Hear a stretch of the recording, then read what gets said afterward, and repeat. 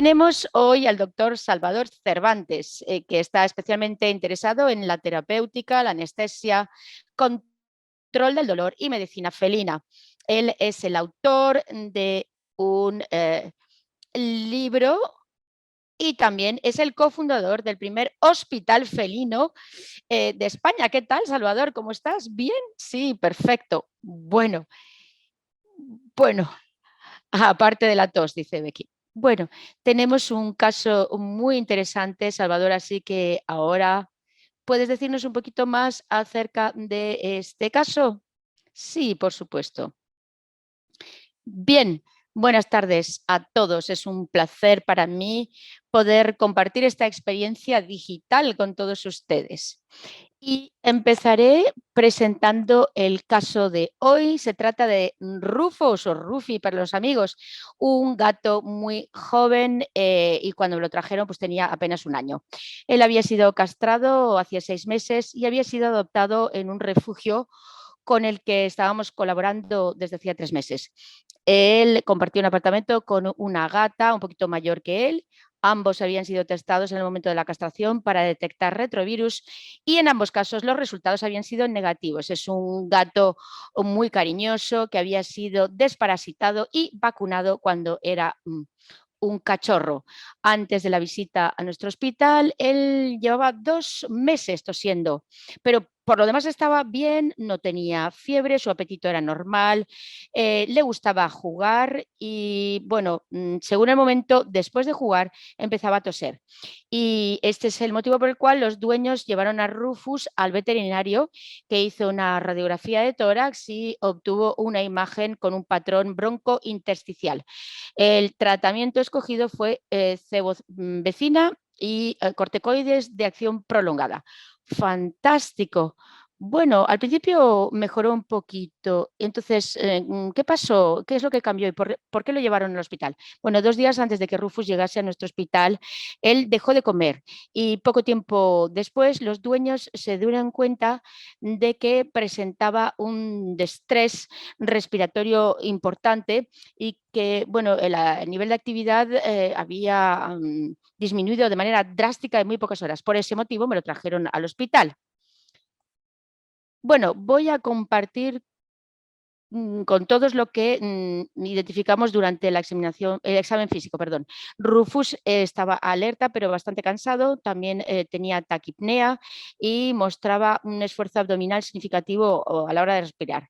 De hecho, su frecuencia respiratoria estaba por encima de 40 respiraciones por minuto y en la auscultación torácica, bueno, pues los sonidos pulmonares y cardíacos se habían reducido. Sin embargo, no pudimos detectar ni soplo ni arritmia. Además, bueno, a pesar de que estaba bastante taquicárdico. El resto del examen físico, bueno, pues en frecuencias normales, excepto por la presencia de hipertermia, de ganglios linfáticos submandibulares y preescapulares reactivos y que estaba ligeramente deshidratado. Bueno, perfecto. Vamos a lanzar la primera encuesta de la sesión. Salvador nos ha explicado muy bien que Rufus tenía sonidos amortiguados en la auscultación pulmonar y también fiebre. Habida cuenta de toda esta información de Rufus, bueno, pues ¿dónde localizarían el problema? Piensan que se trata del tracto respiratorio superior, en el tracto respiratorio inferior, de parénquima pulmonar o espacio pleural. Vamos a ver. Bueno, pueden ustedes seleccionar su respuesta y luego pues nos lo envían a través del botón seleccionar. Bien, bastantes respuestas están entrando poco a poco, lo cual está genial. Vamos a esperar a que todo el mundo pueda participar antes de seguir con la conclusión. Bien, vamos a ver un poquito las respuestas. Perfecto. Bueno, la mayoría del público, un 48% de hecho, pues piensa que se sitúa el problema en el tracto respiratorio inferior. Segundo, el espacio pleural con un 24%. Bien, Salvador, vamos a ver. Yo sé cuál hubiera escogido, pero ¿cuál fue tu diagnóstico diferencial? Bueno, pues con estos problemas, digamos que la localización más probable del problema de Rufus es el espacio pleural, cuando se oyen sonidos amortiguados en la auscultación pulmonar, pues tenemos que pensar que se trata de un problema en el espacio pleural. Bien, en esta diapositiva, como pueden ver, está el diagnóstico diferencial completo de las patologías pleurales más frecuentes en los gatos, clasificados según el contenido encontrado. En negrita yo he subrayado aquellas causas que son las más frecuentes en los gatos jóvenes. Entre ellos, pues tenemos la peritonitis infecciosa felina, los linfosarcomas mediastínicos debido a la interacción con el virus de leucemia felina, biotórax por extensión de las enfermedades bronconeumónicas, traumatismos y también efusiones pleurales, ya que bueno, pues las enfermedades cardíacas congénitas pueden ser más prevalentes en este grupo de edad y tenemos que tenerlo presente. Entonces, ¿cuál fue el diagnóstico que efectuaste y que descubriste entonces? Bueno, cuando un gato llega al centro de estrés respiratorio, los veterinarios necesitan de manera rápida y eficaz, por una parte, estabilizar al paciente y por otra parte, investigar qué está ocurriendo para poder establecer un tratamiento, o digamos, diagnosticar un tratamiento etiológico lo más rápidamente posible. Pero lo más importante es estabilizar al paciente. En este caso, la primera medida que decidimos fue colocarlo en una cámara de oxigenación durante 15 minutos con un alto flujo de oxígeno. Reducimos el estrés de manipulación lo más posible y una vez oxigenado decidimos colocar un catéter intravenoso y sacamos algunas muestras. Luego le llevamos de nuevo a la cámara de oxigenación donde efectuamos los análisis de sangre y luego estábamos listos para la siguiente etapa del diagnóstico, ya sea una prueba de imagen, una ecografía de tórax, una radiografía. Y bueno, pues voy a mostrar los primeros resultados de análisis de sangre. Como pueden ver aquí, el leucograma de Rufus estaba más o menos normal, excepto una alteración de los índices relativos de neutrófilos y linfocitos. Y aquí en el frotis de sangre normal detectamos un alto número de cuerpos Dole y también algunos neutrófilos en banda. Estas alteraciones detectadas, bueno, pues nos indicaron que había un aumento de producción y o destrucción de neutrófilos que estaban ocurriendo dentro del cuerpo del gato. Y aquí, como pueden ver, los resultados del conteo de glóbulos rojos también estaban, digamos, en la frecuencia normal. Y finalmente, la bioquímica, quizás los resultados más interesantes, por lo menos desde mi punto de vista, bueno, pues no aparece fuera del rango normal. Pero a mí lo que me llamó mucho la atención fue la albúmina. Como pueden ver, si prestan atención, los valores de albúmina, o el valor de albúmina, mejor dicho, era de 2,6 gramos por decilitro. Y bueno, pues bueno, aquí vemos que este gato deshidratado, que ha estado 2 días sin comer, pues esto parece un resultado inesperado. Esto para nosotros fue una alerta y esto nos indicó que teníamos que tener cuidado con la fluidoterapia y nos recordó que teníamos que empezar con el apoyo nutricional cuanto antes. Y esto también nos hizo estar muy alertas en los siguientes 2 días para que ese valor no siguiese disminuyendo. Y finalmente, después de estos resultados, sacamos una radio de tórax de Rufus. Y aquí lo tenemos, llevamos a cabo, bueno, generalmente llevamos a cabo un ultrasonido, digamos, de tórax rápido para ver si hay fluido en el espacio pleural. Generalmente preferimos los ultrasonidos porque es más rápido y menos estresante para el gato. En el caso de Rufus detectamos la presencia del hemitórax izquierdo con el espacio pleural lleno de fluido, mientras que el derecho estaba bien neumatizado. En esta diapositiva ven ustedes aquí la radio de Rufus que se tomó por, digamos, para un propósito educativo. Gracias por mostrarnos las radios, las radiografías. Es muy interesante ver aquí la parte izquierda. Bueno, has conformado la efusión pleural para Rufus. ¿Qué hiciste después, Salva? Bueno, pues cuando tenemos un gato con efusión pleural, pues tenemos que extraer unas muestras, generalmente a través de una toracocentesis. Si se preguntan cómo llevamos a cabo esta toracocentesis en nuestro hospital, pues aquí verán el proceso etapa por etapa. En primer lugar, tenemos que preparar, digamos, el campo quirúrgico. Ven que tenemos que afeitar y limpiar la zona con la solución de alcohol y clorexidina. Luego, introducir una aguja intravenosa y introducirla a nivel subcutáneo, más o menos alrededor del 11.º espacio intercostal. Preferimos la aguja mariposa conectada a una llave de 3 vías, como podéis ver, y vamos a recabar las muestras a través de un tubo con EDTA y también con sistema de transporte aeróbico y anaeróbico, como pueden ver aquí. Y bueno, a ver, aquí ven que el drenaje quirúrgico pues lo hemos eliminado aquí. En el caso de Rufus obtuvimos un líquido de color, digamos, lechoso rosado. Bien, una vez que tenemos la muestra, la podemos teñir con sistema diferencial rápido y podemos analizarlo en el eh, ven ustedes aquí que aparecían varios neutrófilos y macrófagos que estaban fagocitando los bacilos y los cocos. Ven aquí tenemos los cocos. De hecho, estas infecciones generalmente se mezclan con varias especies bacterianas implicadas. Y tenemos aquí la segunda encuesta. ¿Ve que tiene el micro apagado? Sí, la segunda encuesta. Bueno, pues esta es para el público. Entonces, Salvador ha confirmado que sufre de un piotórax.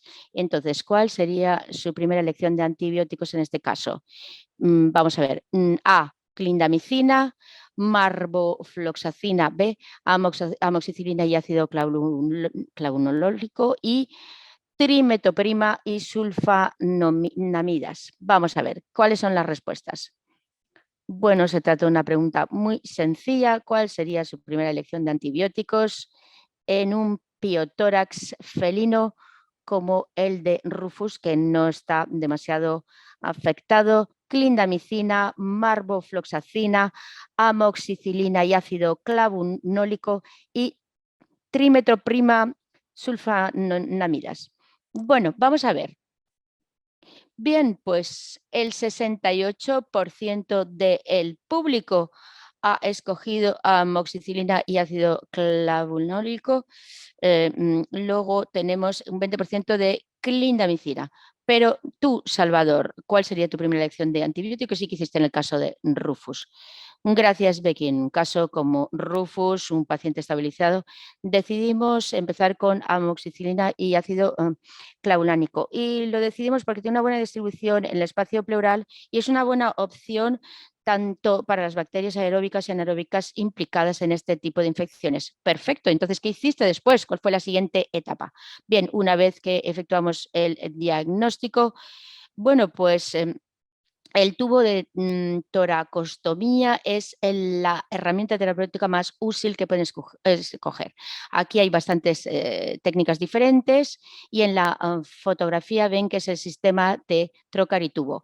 Hace algunos años utilizábamos un tubo de caucho y utilizábamos pinzas hemostáticas para penetrar la capa muscular intercostal, pero es casi imposible no provocar un neumotórax y además requiere más tiempo. Por este motivo, actualmente utilizamos el sistema tubo y trocar. Una vez que se ha colocado el tubo, pues entonces se utiliza para eliminar el fluido acumulado en el espacio pleural durante los siguientes días y bueno, luego también se pueden llevar a cabo lavados con solución de Ringer lactato caliente. Bueno, tienen aquí la colocación del tubo de drenaje torácico, que no es fácil, y tenemos que tener mucho cuidado para que el tubo no se tuerza y permanezca permeable.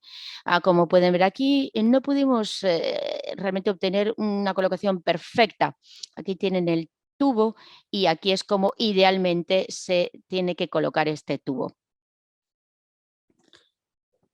Bueno, no conseguimos colocarlo perfectamente. Sin embargo, el tubo no molestó al paciente y funcionó mientras el paciente lo necesitó. En el caso de Rufus, utilizamos tan solo un tubo, habida cuenta de que era una afección lateral, pero es bastante frecuente utilizar un tubo en cada hemitórax si el espacio pleural ha sido afectado bilateralmente. Perfecto, una vez que se colocó el tubo, ¿qué hiciste? Bien, una vez que se colocó el tubo y con bastante tranquilidad, sin precipitarnos, pues obtuvimos los resultados de los test y probamos el estado retroviral de Rufus nuevamente, negativo una segunda vez.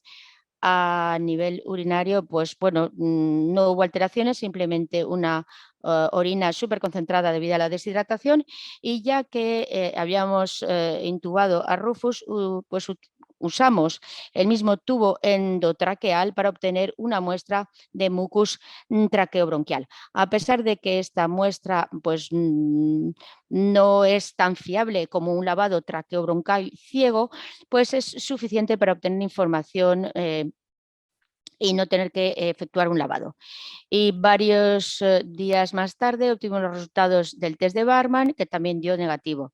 Pero los resultados más interesantes es el que obtuvimos del cultivo. Y vamos a verlo en la siguiente diapositiva. Resultado del cultivo. Como pueden ver, el resultado tanto del cultivo aeróbico como anaeróbico resultó en un aislamiento de Pastorella. La Pastorella es un microorganismo implicado en el piotórax en los gatos y forma parte de la microbiota normal que observamos digamos, en la boca y en la faringe del gato. Bueno, pues en la tinción de Gram se detecta como un bacilo gram negativo corto y se considera como anaeróbico facultativo. En nuestro caso sospechábamos que había también otras bacterias y sin embargo el resultado del cultivo fue simplemente Pasteurella. Bueno, pues la Pasteurella apareció en el cultivo y entonces, ¿qué dio la prueba de sensibilidad? ¿Y qué significó esto en el caso de Rufus? Pues sí, vamos a ver lo que nos mostró esta prueba de sensibilidad. Y aquí ven la sensibilidad a los antimicrobianos se expresa en esta diapositiva y como pueden ver cómo la pastorela pues, es sensible a la mayoría de los antibióticos, excepto en el caso de cefalosporinas, para el cual era resistente, y la ampicilina, que era intermedia. Probablemente cuando este gato recibió el primer tratamiento de cebovecina, junto con una dosis de corticosteroides de acción prolongada, pues ocurrió una selección de pastorela resistente. Vamos a ver ahora qué pasa con la guía Gram por lo que se refiere al uso responsable de antibióticos en pequeños animales. Como pueden ver en la diapositiva, la pastorela es la bacteria más frecuente aislada en gatos que presentan piotórax, pero como pueden ver también, bueno, pues las infecciones con una sola bacteria son bastante raras, poco frecuentes. De hecho, las infecciones con más de una bacteria son muy frecuentes en los gatos y esto hay que tenerlo en cuenta. Y siguiendo las recomendaciones del libro Gram para el tratamiento del piotórax en los gatos, ya que la pastorela es la bacteria más frecuente aislada, una buena elección de antibióticos son las aminopenicilinas.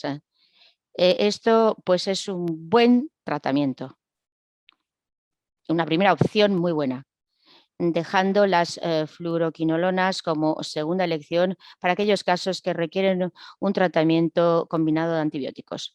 Y quisiera subrayar y ampliar un poquito la explicación, porque yo creo que esto podría ser muy útil para la mayoría de ustedes. Y ya que estamos hablando de una combinación de antibióticos, quiero decirles que el piotórax es una de estas pocas situaciones en las que la combinación de antibióticos está permitida, entre comillas, ya que estamos buscando un tratamiento de 4 cuadrados. Estas situaciones, aparte del piotórax, son la neumonía, la peritonitis bacteriana y si hay una alta sospecha de sepsis.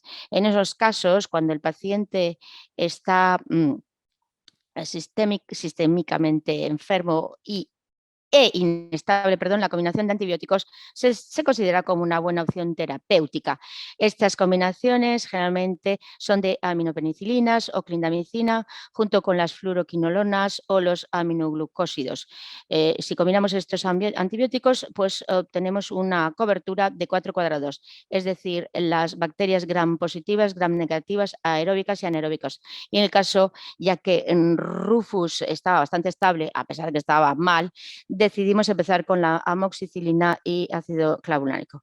Pues muchas gracias. Es muy útil todo lo que nos has dicho, pero para Rufus, ¿cuál es la causa más probable del piotórax? Bueno, es una pregunta que te suelen hacer. ¿De dónde viene todo eso? Pues sí, Becky, es la pregunta al millón.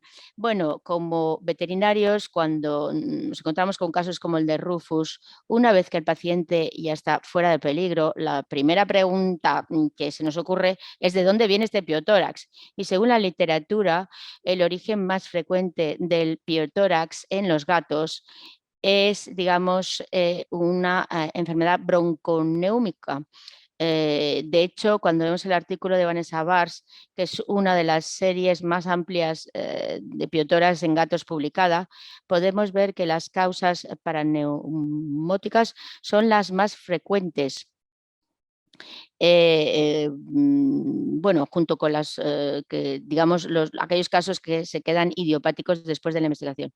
Bueno, pues ya veis aquí el porcentaje bastante elevado. Bueno, y hay otros tratamientos, además de los antibióticos, que podemos también considerar. Bueno, es importante recordar que a pesar de que la acción del antibiótico adecuado es esencial, no podemos olvidar que hay una serie de medidas que también hay que implementar y que aumentan mucho la supervivencia de los pacientes felinos que presentan piotórax. Estos son los tubos y lavados de la cavidad torácica, la fluidoterapia, el calor, la temperatura del cuerpo, el control del dolor y el apoyo nutricional. Sin todo esto, bueno, pues las posibilidades de que el paciente no supere la enfermedad aumentan de manera significativa. Muchas gracias. ¿Y puedes decirnos, Salvador, cómo le fue a Rufus con el tratamiento? Por supuesto, necesitamos un tubo torácico único. Llevamos a cabo entre 3 y 5 drenajes y lavados con ringer lactato caliente y el quinto día la producción de líquido se redujo a menos de 2,5 mililitros por kilo y nos dimos cuenta de que hubo un cambio de los neutrófilos degenerados a neutrófilos maduros y linfocitos en la citología. Luego pudimos extraer el tubo al día siguiente. Luego él recibió un tratamiento completo de antibióticos con amoxicilina y ácido clavulánico durante 4 semanas. Y bueno, la verdad es que utilizamos metadona los primeros 3 días y buprenorfina los siguientes 7. Y ahora voy a hablar de uno de los problemas más complicados cuando nos enfrentamos a un piotórax. Es la colección y conservación de la muestra para poder obtener el mejor resultado en el laboratorio de microbiología. Y para ello podemos utilizar tubos para un espécimen anaeróbico o viales de hemocultivos, como pueden ver aquí en la pantalla. Y antes de utilizar uno u otro, tienen que ponerse en contacto con el laboratorio para saber qué es lo que ellos prefieren. Si necesitan llevar a cabo una toracotomía, entonces la mejor muestra sería un pedacito de la pleura parietal conservado en un tubo anaeróbico de manera, digamos, correcta. Bien, y esto es todo. Bien, pues tercera encuesta final. Pues una pregunta un poquito más general. Eh, ¿Cuál es el mejor antibiótico para un gato que presenta una enfermedad respiratoria? Amoxicilina, enrofloxacina, clindamicina o doxiciclina. Bueno, pues ven ustedes aquí la pregunta y las respuestas posibles. ¿Cuál es, en su opinión, la mejor opción de antibióticos para un gato que presenta esta enfermedad respiratoria? Y ya ven ahí amoxicilina, enrofloxacina, clindamicina y doxiciclina. Bueno, pues les vamos a dar algunos segundos al público para que pueda contestar y vamos a ver cuáles son las respuestas. Bien, pues las respuestas, bueno, parece que están bien repartidas. El 50% ha escogido la respuesta D y el 39% la respuesta A. Así que, bueno, Salvador, ¿estás de acuerdo con el público en este caso? Sí. Bueno, si estuviéramos preguntando qué sería lo mejor para el piotórax, la respuesta correcta sería la amoxicilina, pero aquí es un poco más complicado porque estamos preguntando qué pasa con los gatos con enfermedad respiratoria. Y en este caso, la mejor opción es siempre la doxiciclina, porque tiene una mejor distribución en los bronquios y también un mejor perfil de sensibilidad para la bordetela, micoplasmas y, bueno, pues es razonablemente activa contra bacterias complicadas como la Pasteurella, por ejemplo. De hecho, en un caso como el de Rufus, bueno, lo que queremos es desparasitarlo una vez más con un producto activo contra los parásitos pulmonares y en caso de que sea necesario, pues lanzaríamos un tratamiento de doxiciclina durante 10 días. Y si después de esto no hay mejora, pues entonces lo que se recomienda es un lavado traqueobronquial. Y voy a mostrarlos, perdón, a mostrarles cómo lo hacemos en nuestro hospital. Anestesiamos al gato.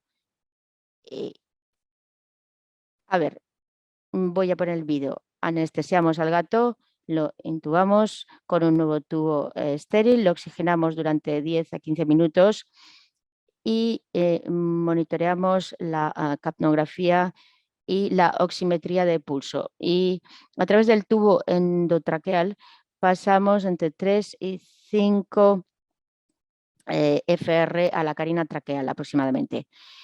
Una vez ahí, instilamos entre 2 y 3 mililitros de eh, salina o lactato con una jeringuilla de 10 ml para poder succionar después con la solución salina o de lactato. Una vez que el fluido se ha introducido, aspiramos hasta que obtenemos una muestra de mucus suficiente. Y aquí lo ven cómo está poco a poco entrando este mucus que se puede enviar al cultivo, al PCR y a la citología luego. Bien, y esto es todo. Es una técnica muy sencilla y es realmente muy útil para el diagnóstico. Bueno, y finalmente, como mensaje que se pueden llevar a casa, recuerden de que antes de utilizar los antibióticos de segunda y tercera opción, siempre tienen que finalizar un trabajo de investigación completo. El piotórax es una complicación poco frecuente, pero posible de enfermedades respiratorias en los gatos. Los antibióticos son, digamos, la piedra angular del tratamiento del piotórax, pero las necesidades de los gatos van más allá. Necesitan cuidados y también un apoyo nutricional, que también son vitales para el gato que sufre piotórax. Y finalmente, para obtener mejor valor, pues tenemos que recordar que es muy importante saber cómo enviar una muestra biotórax para un buen resultado de cultivo y sensibilidad. Y esto es todo. Muchas gracias por la atención prestada y antes de pasar a las preguntas y respuestas, quiero dar las gracias a CEBA, a Animal Health, por el apoyo del proyecto GRAM y por permitir este trabajo para conseguir las mejores normas de calidad y siempre pues, basándonos en las mejores evidencias científicas disponibles. Muchísimas gracias, Salvador. Ha sido fantástico ver este proceso etapa por etapa en un caso real de piotórax felino. Bueno, pues espero que estés listo para una serie de preguntas, porque hay una pregunta que llega ahora. Bueno, para el público, si tienen más preguntas, bueno, pues pueden ustedes enviarlas y bueno, Si hay algunas que les interesan especialmente, díganoslo. Vamos a intentar contestar a todas las preguntas, pero si no podemos contestar a todas, entonces le pediré a Salvador que por favor envíe las respuestas para que aparezcan en la página web del evento. Vamos a empezar ahora con las preguntas. Bien, una de las preguntas tiene que ver con el proceso de diagnóstico. ¿Cuál sería tu combinación de anestésicos preferidos para toracocentesis?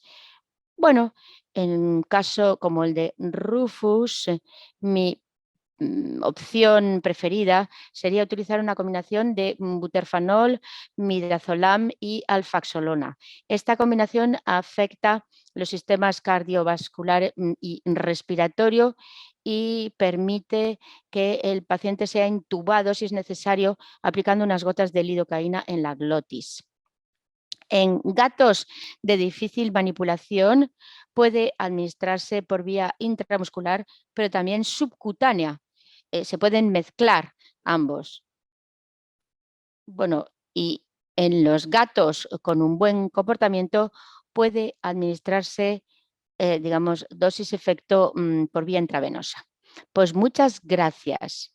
¿Y cuánto tiempo pasa con la colocación del tubo en la toracocentesis? Bueno, si el paciente está muy inestable, con la misma aguja de toracocentesis pueden intentar sacar la mayor cantidad de líquido posible. Es importante recordar que si el tórax de un gato está totalmente lleno de líquido, se pueden extraer entre 200 y 300 mililitros según el tamaño del paciente. Sin embargo, incluso si el veterinario consigue sacar únicamente entre 50 y 75 mililitros, el paciente mejorará mucho en cuanto a oxigenación se refiere. En consecuencia, no debemos obsesionarnos en vaciar por completo el espacio pleural de esos gatos muy inestables o muy debilitados. En cualquier caso, hay que recordar que la oxigenación es uno de los parámetros que hay que controlar en este tipo de pacientes, ¿vale? Pues muy bien. Otra pregunta. Eh, ¿Tú se ha cortado el micrófono de Beca? A ver, ¿qué opinas del uso de fármacos intrapleurales para casos como el de Rufus? Bueno, durante muchos años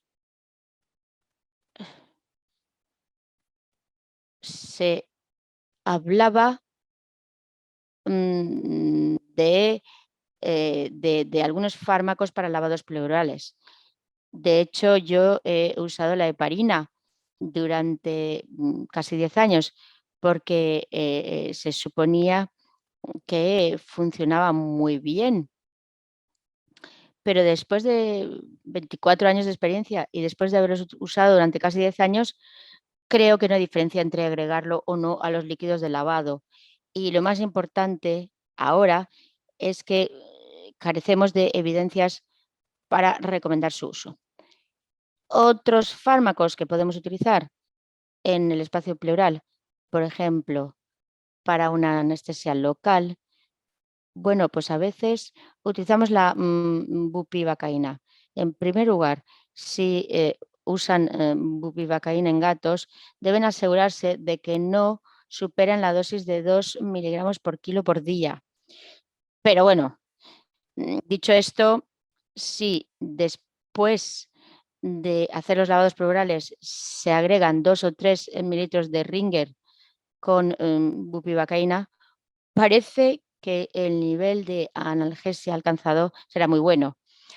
Bueno, desafortunadamente carecemos de información fiable en el caso del gato, pero en los perros y en los casos de toracotomía sabemos que el uso de la bupivacaína interpleural es tan efectiva como la administración intravenosa de un opiáceo puro y otros fármacos no se recomiendan. No no es, digamos, puede incluso ser peligroso y puede provocar una fibrosis en la pleura. Así que es distinto si estamos hablando de tumor pleural, por ejemplo. En algunos casos Hay informes que hablan de quimioterapia y de fármacos para intentar luchar contra el tumor pleural, pero esto ocurre tan solo en algunos casos.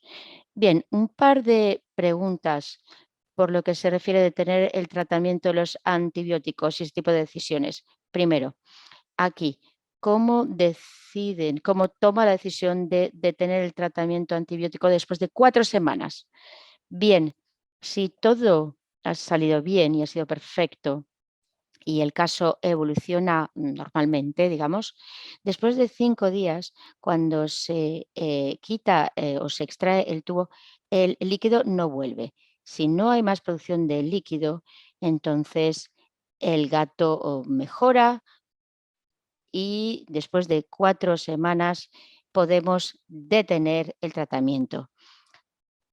Bueno, se recomienda detener los antibióticos, pero antes hacer una última radiografía para asegurarnos de que ya no hay fluido en el espacio pleural. Muy bien. Y en el caso de Rufus, por ejemplo, si hubiese una recidiva después de haber interrumpido el tratamiento antibiótico, ¿harías otra prueba de sensibilidad o empezarías de nuevo con el mismo tratamiento? Pues muy buena pregunta. Yo generalmente siempre hago un nuevo cultivo y un nuevo test de sensibilidad. Si hay una recidiva, una nueva infección o algo así. Muy bien. Bien, y aquí otra pregunta acerca de la recuperación de Rufo. Es decir, ¿él se puso a comer espontáneo o de manera espontánea, perdón, o tuviste que ponerle una sonda? Bueno, siempre y cuando controlamos el calor y el dolor, pues, bueno, en cuanto controlamos el dolor y el calor, se puso a comer por sí solo. Otra pregunta aquí acerca del lavado broncoalveolar. Y bueno, ¿cuánto tiempo hay que preoxigenar antes de efectuar este tipo de lavado? Bueno, a mí me gusta preoxigenar al gato al menos 10-15 minutos, al menos. Y yo quito el tubo endotraqueal después de 15 minutos después de este procedimiento. Pero en total el proceso dura 35 minutos aproximadamente. Y es muy importante tener cuidado en el momento en que se extrae el tubo, porque a veces, bueno, no es muy frecuente, pero a veces puede haber un broncoespasmo y entonces es muy importante estar ah, atento y volver a oxigenar al gato. Bien, gracias. Volvamos al momento en que el tubo está colocado en el tórax. Eh, ¿Cuánto fluido utilizas y con cuánta frecuencia? Bueno, inicialmente eh, extraemos el líquido 5 veces al día y en función de la cantidad de líquido, o sea, perdón, de la frecuencia, pues sabemos cuánto líquido vamos a recuperar. Generalmente 5 veces al día y luego al segundo o tercer día podemos pasar a 3 veces al día y después de 5 días, pues un par de veces al día es suficiente. Y cada vez, bueno, depende de si el gato está afectado en solo una parte o en ambas. Entre 20 y 25 mililitros de solución de Ringer lactato caliente. También utilizamos el Ringer lactato porque tiene un poquito de potasio el Ringer. Y en este caso, bueno, no Rufus, porque tenía los niveles de potasio en el hemocultivo, pero cuando se llevan a cabo este tipo de lavados pleurales, a veces si el potasio, eh, digamos, se acerca a los niveles más bajos, pues quizás el gato podría estar en hipocalamia. Bueno, y tenemos aquí una pregunta. ¿Utilizas los fluidos o lo limpias espontáneamente? Pero creo que esto, bueno, ya lo has contestado, lo cual está muy bien. Una pregunta acerca del fluido que extraes de esta toracocentesis. Si lo envías para una prueba de sensibilidad, ¿se puede utilizar otra cosa? ¿Qué tipo de tubos? A ver, no sé si he entendido la pregunta. Bueno, ¿cuáles son las opciones por lo que se refiere a enviar el fluido para una prueba de sensibilidad que no sean los tubos de cultivo? ¿Qué tipo de tubos? Bueno, yo he mostrado algunos tubos que se utilizan precisamente para eso, están diseñados para eso. Y hay una química dentro, en el momento en que el oxígeno penetra, hay una reacción química y esto lo que hace es crear agua. Dentro del tubo siempre hay un sistema anaeróbico. Y bueno, esto lo hacen varias marcas, pero yo mostré una marca de tubo, pero hay varias. Pues gracias, Salva. Y en un paciente inestable, ¿cuánto tiempo tienes que esperar entre la toracocentesis y luego colocar el tubo de toracostomía? Bueno, la pregunta interesante. No es que hay una respuesta correcta, depende del gato y también depende del momento y de cuántos veterinarios y enfermeros están ahí en el hospital en ese momento. Pero yo, bueno, probablemente en un caso como el de Rufus, que está estable, bueno, pueden hacer una cosa tras otra. Pero en un caso de un paciente no estable, con este bien estabilizado, y si es un problema de oxigenación, pues entonces vamos a intentar extraer 50 mililitros al menos con la toracocentesis y después de esto pues, colocarlo de nuevo en la cámara de oxigenación y ver qué pasa. Si el gato está muy nervioso, sufre mucho, pues entonces se puede añadir metadona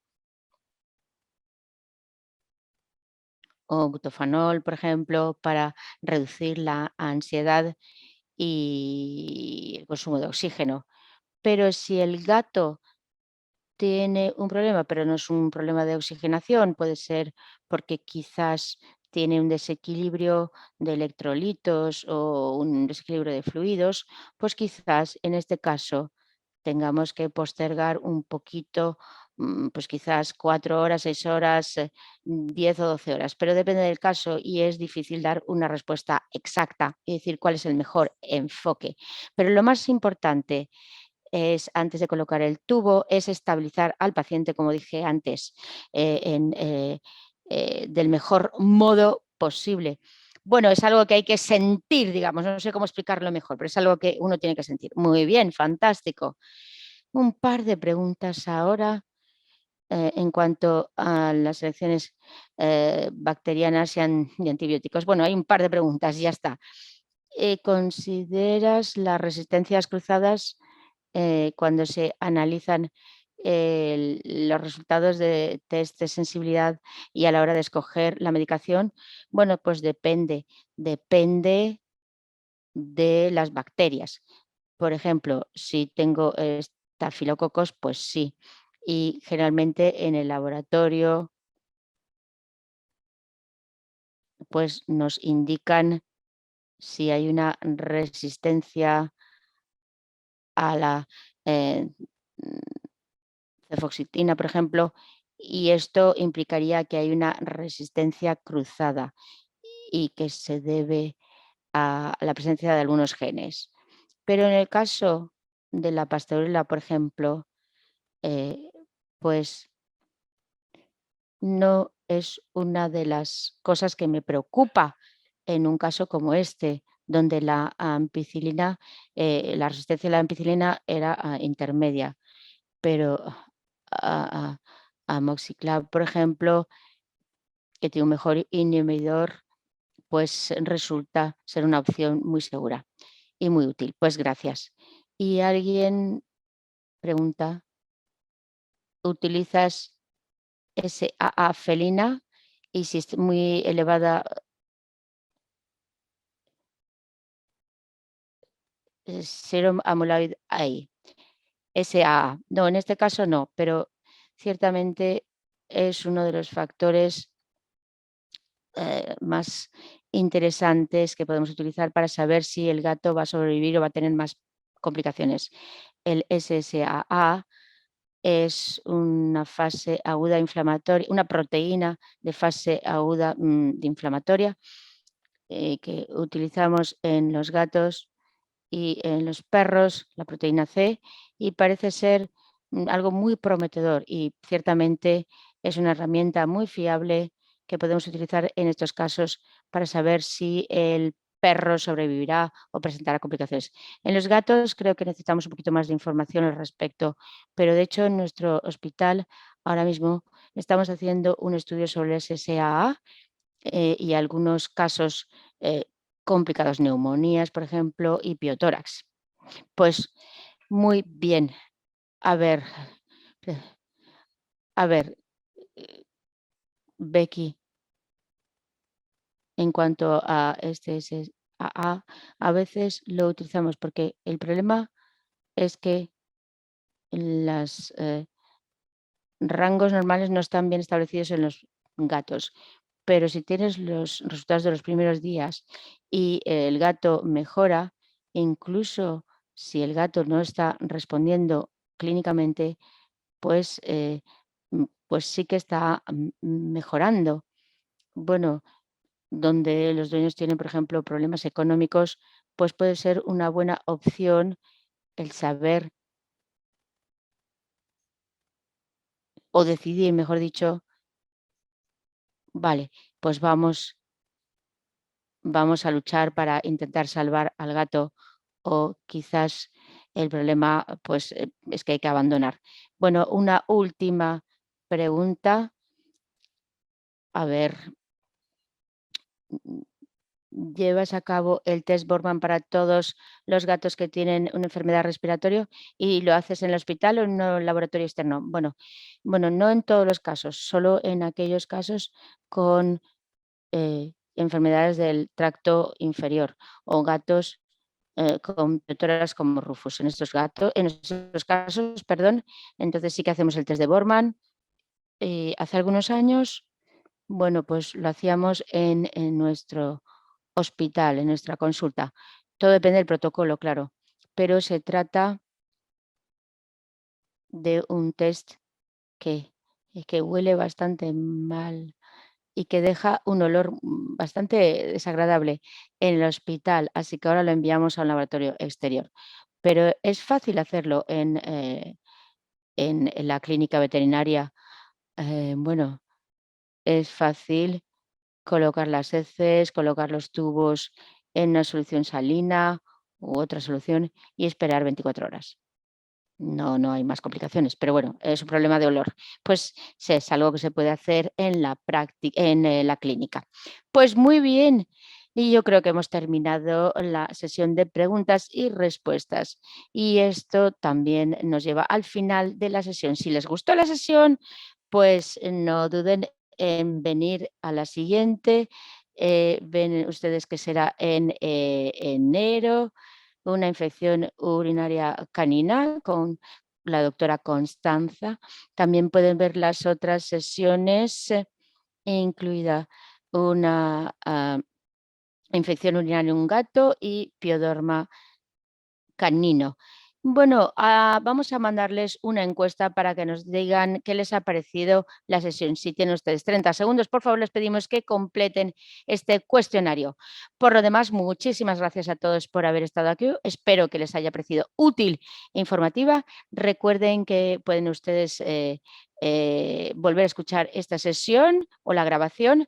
Muchísimas gracias a Salvador por haber compartido un caso tan interesante con nosotros. Pues ha sido un placer. Feliz Navidad a todos. Pues sí, feliz Navidad.